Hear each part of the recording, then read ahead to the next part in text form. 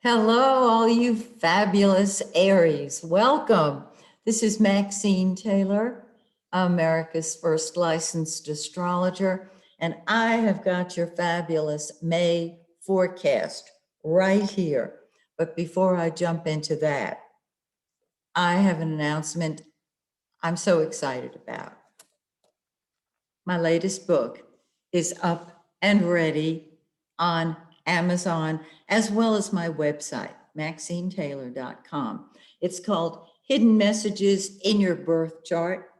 It is an update of an older Hidden Messages book I wrote years ago, and it deals with the hidden messages that we got from mommy, from daddy, from the authority figures in our lives, from the matriarch, uh, all of those hidden messages that are visible in the birth chart.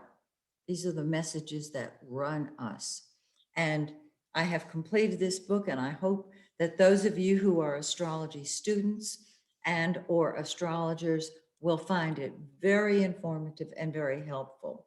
Some of you are writers yourselves, and you may have finished the world's greatest astrology book or the world's greatest love story, and you don't know what to do with it at this point.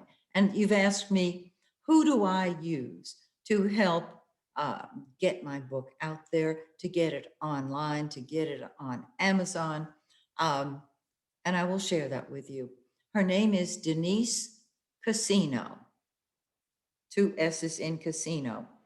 And her website is bestsellerservices.com. She can take you from the writing of your book. You may not have started writing it, but you've got it in your head.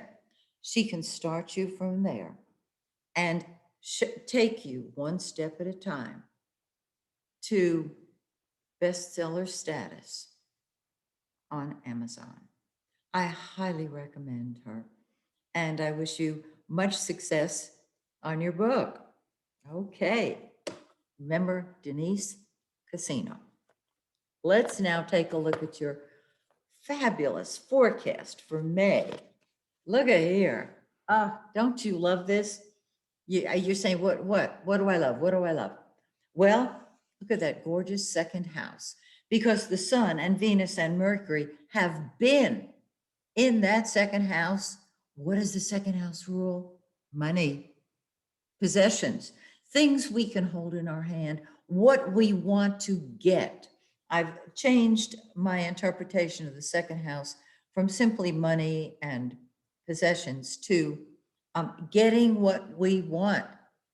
These are tangible assets. So the sun, the yellow planet, is the center of our solar system. And so when the sun is in your second house, your second solar house, it lights up the area of money. You can create more money. You don't have to know how. You're just doing it. You're attracting it. Things, you're attracting them. Oh, how fabulous. All right. Now, Venus, the planet of money and beauty. It is the lesser benefic. It sheds beauty and happiness wherever it goes. It, it makes you feel good. It has been in its own house, in your second house, helping you create more income, more things that you might want. On the 8th, it moves into your third house of ideas. Now, it beats out the sun because the sun has been sitting in your second house. And on the 20th, the sun goes into your third house and lights up your mind with ideas. This is the house of communication. It is Gemini's natural house. You're going to want to talk to people, share ideas with people. And Venus has you looking at life through not rose-colored glasses, but love-filled glasses. Beautiful. And Mercury, the blue planet. That's what we think about and talk about. Well, whatever you think about and talk about is what you create. It has been in your second house. I mean, these three planets work as a team. They travel together. Now, you know, and I know that Mercury goes retrograde 3 times a year. So hang in there with me for a second. Okay. Mercury is going to follow Venus. On the 8th, it's going to move into your third house. Well, that is its natural house. Ideas, talking, short distance travel. And I just got finished talking about you writing the greatest book ever written. Well, with the Sun and Venus and Mercury in your third house, that is certainly an option. Your conversations with siblings, third house, should be quite positive. Now, Mercury's going to go retrograde on the 29th. And we're not going to start any new books, any new projects on the 29th, around the 29th. In fact, we will be in the shadow of the retrograde from the 15th until the 29th when Mercury goes retrograde.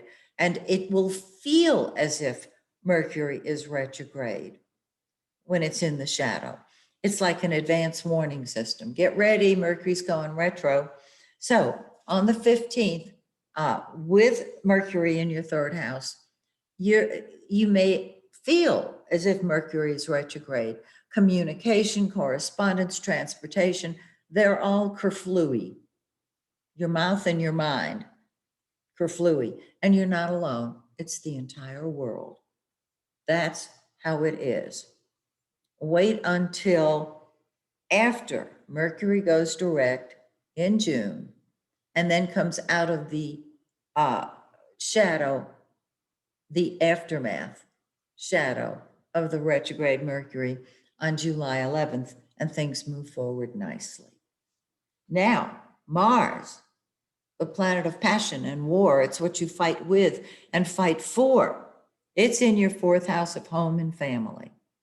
Now, this doesn't mean you're going to fight with your family, but it does mean that your family is going to come first to you. So is your home. And you may not want to leave. You might say, I'm really enjoying staying at home with a remote in my hand, enjoying my life. Okay. But home and family and real estate issues, everything that provides emotional security, that's what comes first to you. Now, we have a new moon on May 11th.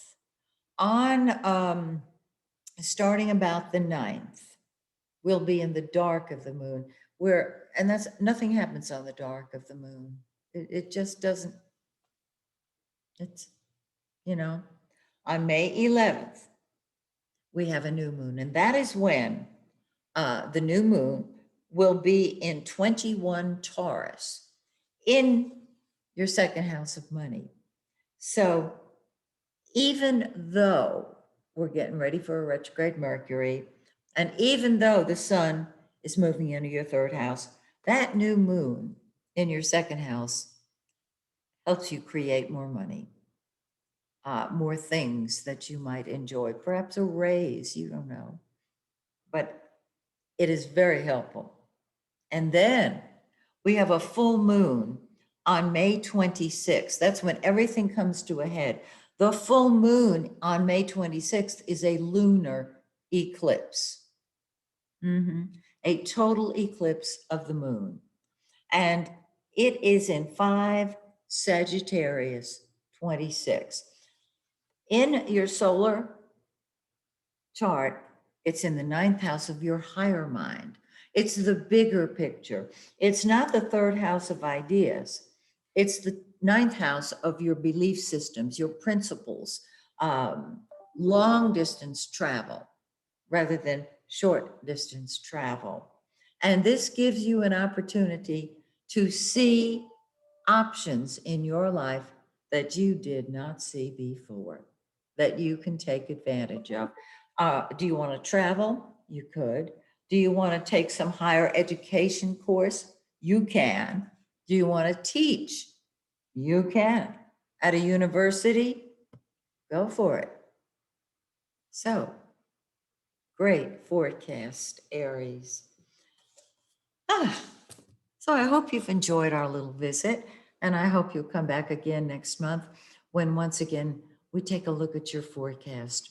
Until then, may the stars shine brightly on you and yours. Bye for now.